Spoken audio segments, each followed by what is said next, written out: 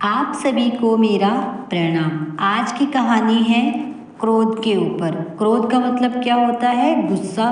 तो आपको पता है कि गुस्से में हम लोग कितना नुकसान कर देते हैं और गुस्सा स्वास्थ्य के लिए तो हानिकारक है ही। कभी कभी गुस्सा बहुत ज़्यादा नुकसान भी दे देता है। तो चलिए आज की कहानी सुनने के बाद आप गुस्सा करना छोड़ देंगे। तो चलिए कहानी शुरू करते हैं। कहानी है शंकर भगवान जी की। तो चलिए कहानी को शुरू करते हैं। भगवान शंकर ने पिपलाद से कहा, तुम उस दानी के पुत्र हो जिसके आगे देवता भी भीख मांगने को मजबूर हो गए थे। इतने बड़े दानी के पुत्र होकर भी तुम भिक्षुकों पर क्रोध करते हो। महर्षि दधीचि के पुत्र का नाम था पिपलाद। चूंकि वह सिर्फ पीपल का फल ही खाया करते थे, इसलिए उन्हें पिपलाद के नाम से पुकारा जाता था। अपने पिता की तरह पिपलाद भी बहुत तेजवान और तपस्वी था। जब पिपलाद को यह पता चला कि देवताओं को अस्थि दान देने के कारण उनके पिता की मृत्यु हो गई, तो उन्हें बहुत दुख हुआ। आग बबूला होकर उन्होंने देवताओं से बदला लेने का निश्चय किया। यही सोचकर वह शंकर भगवान को खुश करने के लिए उनकी तपस्या करने लगा। उनकी तपस्या से अंततः शंकर भगवान खुश हुए और पिपलाद से वरदान मांगने को कहा।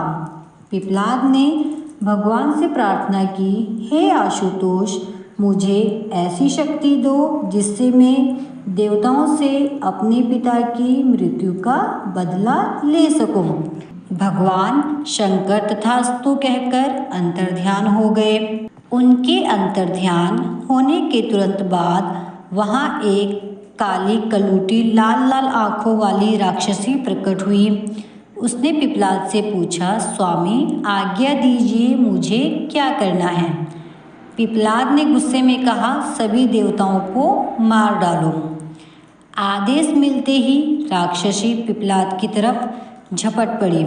पिपलाद अचंभित हो चीख पड़ा, यह क्या कर रही हो? इस पर राक्षसी ने कहा, स्वामी अभी अभी आपने ही तो मुझे आदेश दिया है कि सभी देवताओं को मार डालो।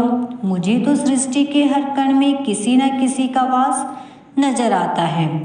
सच तो यह है कि आपके शरीर के हर अंग में भी कई देवता दिख रहे हैं मुझे, और इसलिए मैंने सोचा कि क्यों न शुरुआत आपसे ही करूं।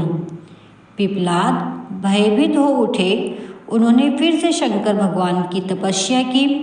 भगवान फिर प्रकट हुए। पिपलाद के भय को समझकर उन्होंने पिपलाद को समझाया, वत्स, गुस्से में आकर लिया गया हर निर्णय भविष्य में गलत ही साबित होता है। पिता की मृत्यु का बदला लेने की धुन में तुम यह भी भूल गए कि दुनिया के कण कण में भगवान का वास है। यह सुनते ही पिपलाद का क्रोध शांत हो गया और उन्होंने भगवान से क्षमा मांगी। इस तरह एक बार फिर देवत्वों की रक्षा हुई। तो आप इस कहानी से समझ गए होंगे कि गुस्सा हमारे लिए कैसे हानिकारक है। अगर हम टाइम रहते अपने गुस्से पर काबू नहीं रख सकते तो उसका परिणाम हमें हमेशा भुगतना पड़ता है। तो हमेशा अपने गुस्से पर काबू रखिए, शांत दिमाग से सही निर्णय लीजिए और शांत दिमाग से लिया गया निर्णय हमेशा लाभकारी होता है।